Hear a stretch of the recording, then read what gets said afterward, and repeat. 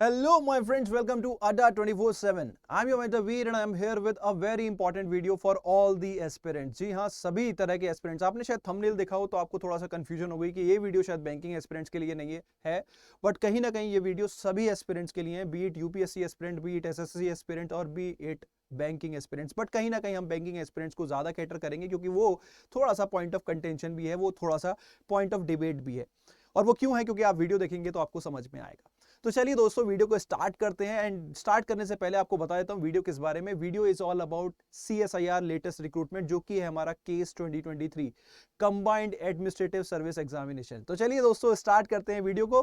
But start करने से पहले अगर आप हमारे चैनल पे नए हैं तो please download our Adda 24/7 app from the link given in the description box and do check out the free material that we are offering.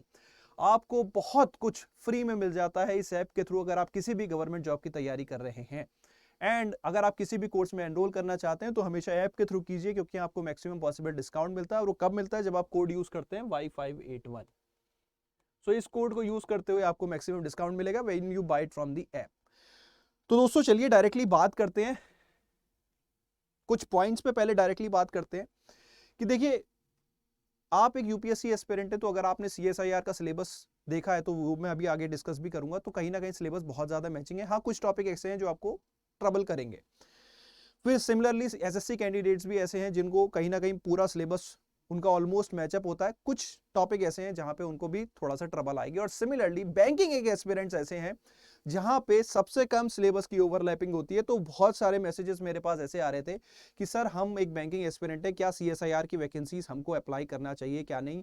तो डिफरेंट पैरामीटर्स पे यहाँ मैं एक एक करके बात करूंगा. और सबसे पहला पैरामीटर जो हमारा होने वाला है वो है नंबर ऑफ वैकेंसीज. देखिए, वैकेंसीज यहाँ पे दो लेवल पे आई हैं, section officer and assistant section officer. Gazetted post, non gazetted post दोनों ही यहाँ पे हैं. सेक्शन ऑफिसर जो गजेटेड पोस्ट है, ग्रुप बी, काफी अच्छी एक हम इसको पे मैट्रिक्स में बोल सकते हैं. काफी अच्छा है, इसके यहाँ पे पे पर्क्स अलाउंसेस आपको मिलने वाले हैं. सिमिलरली असिस्टेंट सेक्शन ऑफिसर भी काफी अच्छी जॉब है. बस थोड़ा सा वो साइनिंग अथॉरिटी का जो एक इशू है, मतलब एक थोड़ा सा एक लेवल नीचे की पोस्ट हो जाती है. ये लेवल 8 हो गया, ये लेवल 7 हो गया. ठीक है. तो नंबर ऑफ वैकेंसीज देखें सेक्शन ऑफिसर पे तो 76 वैकेंसीज हैं और असिस्टेंट सेक्शन ऑफिसर पे 368 वैकेंसीज हैं.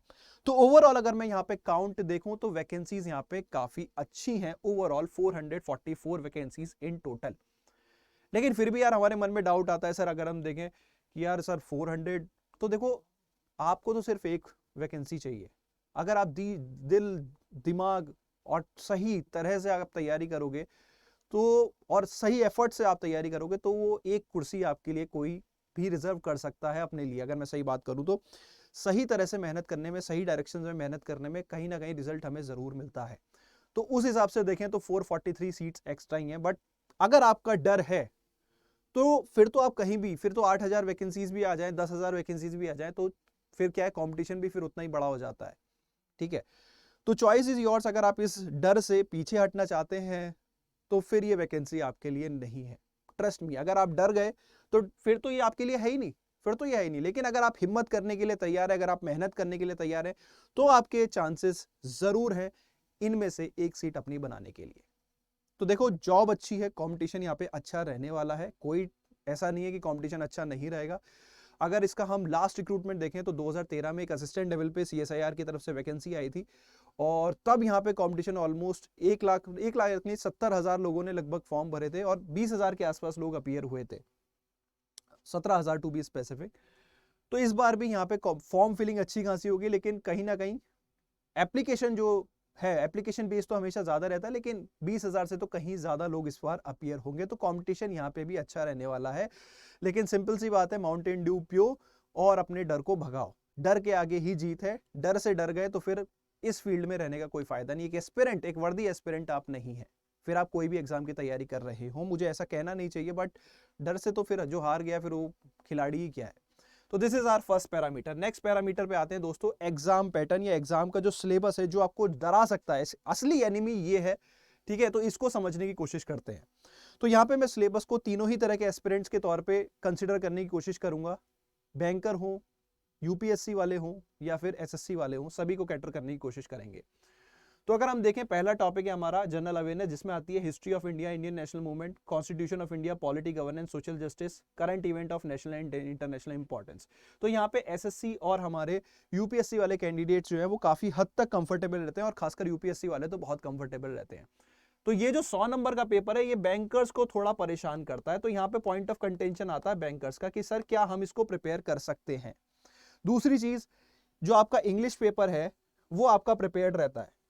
तो यहाँ पे बैंकर्स के पास थोड़ी सी एडवांटेज रहती है, क्योंकि वो इंग्लिश की बहुत ज्यादा प्रिपरेशन करते हैं। तो ये 50 नंबर उनके कहीं ना कहीं अच्छे से तैयार रहते हैं। एसएससी वालों के भी तैयार रहते हैं, सीसेट के तौर पे बोला जाए तो यूपीएससी वालों के भी तैयार रहते हैं। लेकिन यहाँ पे कहीं ना कहीं बैंकर्स को एक थोड़ा सा कॉम्पिटिटिव एज रहती है। अब ये जो पोर्शन है यहाँ पे जो मेंशन है 100 मार्क्स का, इसमें बैंकर्स जो है वो करंट अफेयर तो प्रिपेयर करते हैं, लेकिन वो बैंकिंग पॉइंट ऑफ व्यू से करते हैं। तो उन्हें थोड़ा सा अपना ओरिएंटेशन चेंज करना पड़ेगा, तो उनका ये पोर्शन तैयार हो जाएगा। बचते हैं ये दो टॉपिक्स। तो देखो, इसमें हमें यूपीएससी वाली अप्रोच तो नहीं चाहिए एनालिटिकल, हमें सिंपल सी बात है, फैक्चुअल कंटेंट है वो हमें पता होना चाहिए। और क्वेश्चंस अगर आप 2013 के देखोगे तो बहुत डायरेक्ट क्वेश्चंस थे, और उसी तरह के क्वेश्चंस भी इस बार देखने को मिलने चाहिए, क्योंकि ये एक क्लास 1 का पेपर नहीं है, क्लास 2 का पेपर है, ग्रेड बी ऑफिसर्स का पेपर है। तो डायरेक्ट क्वेश्चंस ही यहाँ पे इन टॉपिक्स पे देखने को मिलने चाहिए। तो एक रिक्वायर्ड टाइम फ्रेम में अगर आप डेडिकेटली प्रिपेयर करते हो तो इन टॉपिक को आप बहुत ही आराम से प्रिपेयर कर सकते हो, कोई टेंशन वाली बात नहीं है। बेसिक से, स्क्रैच लेवल से आप बहुत ही अच्छे एडवांस लेवल पे आप आ सकते हो। आपको थोड़ा सा कंटेंट अगर राइट डायरेक्शन में आप हो तो ये बड़े आराम से प्रिपेयर कर सकते हो। और राइट डायरेक्शन क्या है वो मैं एंड ऑफ द वीडियो आपको बताने भी वाला हूं। नेक्स्ट आते हैं पेपर 2 पे दोस्तों। तो paper 2 general intelligence, reasoning and mental ability, ये कहीं ना कहीं एसएससी वालों का भी एक यहाँ पे कॉम्पिटिटिव एज रहता है, और बैंकर्स का भी यहाँ पे कॉम्पिटिटिव एज रहता है। अर्थमेटिक, न्यूमेरिकल एबिलिटी, अगेन दोनों ही काफी एक्सपर्ट होते हैं, बैंकर वाले थोड़े से ज्यादा एक्सपर्ट होते हैं, ठीक है। फिर आ जाते हैं जनरल साइंस। तो ये अगेन यूपीएससी और एसएससी वाले कैंडिडेट्स, यहाँ पे जनरली हम जनरल साइंस जो है वो हम नहीं पढ़ते हैं, जो बैंकर्स वाले कैंडिडेट्स हैं। Economy and social development, general issues on environment, ecology and biodiversity. इसमें हम इकोनॉमी एंड सोशल इश्यूज में तो कंफर्टेबल होते हैं, लेकिन ये जो एनवायरनमेंट वाला पोर्शन आ गया है उसमें थोड़ा सा बैंकिंग एस्पिरेंट्स कंफर्टेबल नहीं होते। और जो यहाँ पे एसएससी यूपीएससी वाले कैंडिडेट, खासकर यूपीएससी वाले हैं, वो यहाँ पे काफी खुश रहते हैं। उसके अलावा ये जो 3 टॉपिक है ये थोड़े से पॉइंट ऑफ कंटेंशन बनते हैं फॉर डिफरेंट एस्पिरेंट्स।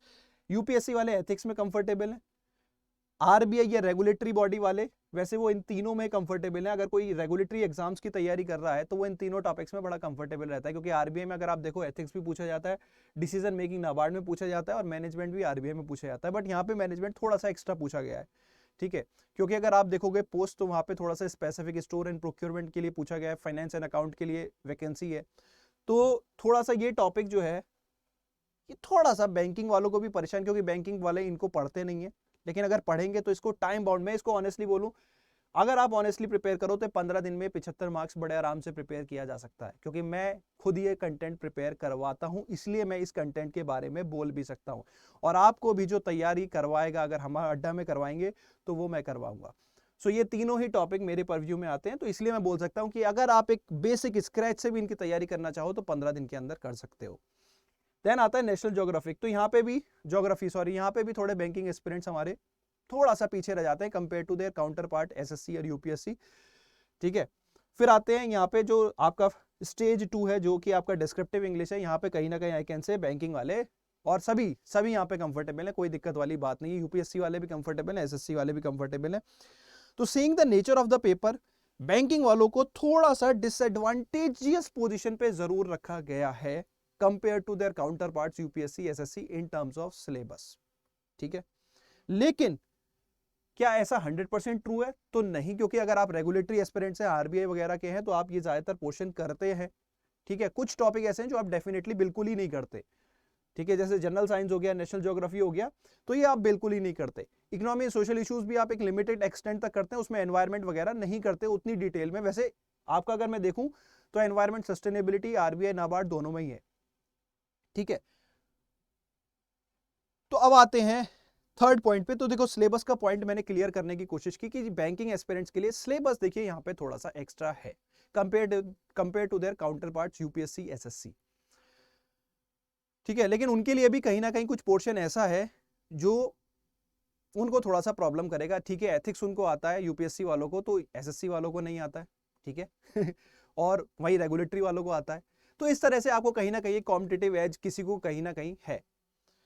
अब आते हैं बैंकिंग एस्पिरेंट से रिलेटेड एक और पॉइंट है जो कि आपका अपकमिंग एग्जामिनेशन है। अगर मैं बात करूं तो बैंकिंग में एक लौता एग्जाम जो अब बचता है वो जनवरी में एसबीआई क्लर्क है, और उसके बाद आपके पास कोई भी नोटिफिकेशन नहीं है। तो देखो, अगर आपका सपना है क्लर्क का तो आप डेफिनेटली क्लर्क पे फोकस रखिए, then you can ignore this vacancy. But अगर अपनी लाइफ में कुछ आप बेहतर करना चाहते हैं तो डेफिनेटली आपके पास एक बहुत ही अच्छी रिक्रूटमेंट वैकेंसी आई हुई है, और आपको फिर लंबे समय तक, क्योंकि आईबीपीएस कैलेंडर फिर आपका बाद में वही जुलाई अगस्त के आसपास स्टार्ट होगा, तो अगले 6 महीने क्या करोगे, क्योंकि फेब में एग्जाम है।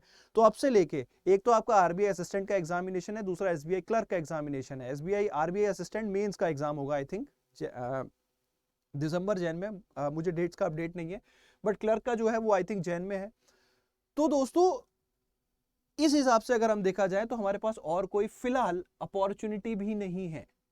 तो उस हिसाब से हमें यहाँ पे अगर हम मन बना लें डेडिकेटेड, क्योंकि कंटेंट कहीं ना कहीं आप क्लर्क के लिए प्रिपेयर कर रहे हो तो इसके काफी सारे कंटेंट की प्रिपरेशन आप कर ही रहे हो। जनरल अवेयरनेस हो गया, इंग्लिश हो गया, आपका अर्थमेटिक हो गया, तो डेस्क्रिप्टिव हो गया, तो आप कहीं ना कहीं प्रिपरेशन सीएसआईआर की भी कर रहे हो अगर आप क्लर्क की कर रहे हो। But same with RBI assistant, but आपको थोड़ा एक्स्ट्रा एफर्ट्स लगाने पड़ेंगे। और देखो, कुछ बड़ा बेहतर करना होता है तो एफर्ट्स तो लगते हैं। जिंदगी में कुछ बड़ा करना है, सूरज की तरह चमकना है तो जलना पड़ेगा, बहुत पुरानी कहावत है। तो दोस्तों अब मैं आता हूं कि अड्डा 24/7 आपके लिए क्या लेके आ सकता है और कैसे आपको वो हेल्प कर सकता है कि आपकी जो कॉम्पिटिटिव एज है उसको, कॉम्पिटिटिव एज को बने रहने रखने में आपको हम कैसे सपोर्ट कर सकते हैं, कैसे हम आपको स्क्रैच से एक सेलेक्टिव कैंडिडेट बना सकते हैं। उससे रिलेटेड मैं आपके सामने बिग अनाउंसमेंट, जो मैंने आपको थंबनेल पे भी लिखा हुआ है, करने वाला था, वो था हमारा CSIR section and assistant section officer batch, जो कि यहाँ पे बहुत ही जल्दी स्टार्ट होने वाला है। There would be limited seats, ठीक है। 22 दिसंबर से इसकी क्लासेस स्टार्ट हो जाएंगी। तो if you want to enrol in it now, अभी से इसमें एनरोल कर लीजिए। The code is Y581 for maximum discount, और ऐप से बाई कीजिएगा।